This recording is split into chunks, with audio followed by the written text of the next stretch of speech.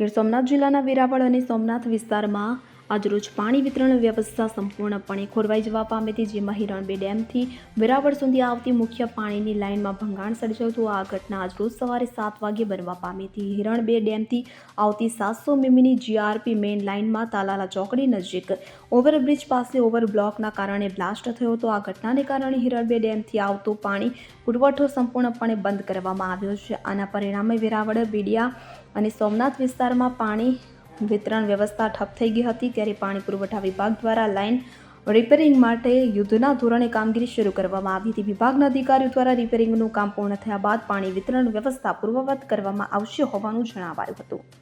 Bureau report CN24 news. હવે જુઓ દેશ દુનિયાની તમામ ખબરો તમારી આંગળીના ટેરવે. ઉઠાવો મોબાઈલ અને Google Play Store પરથી ડાઉનલોડ કરો અમારી CN24 ન્યૂઝ મોબાઈલ એપ.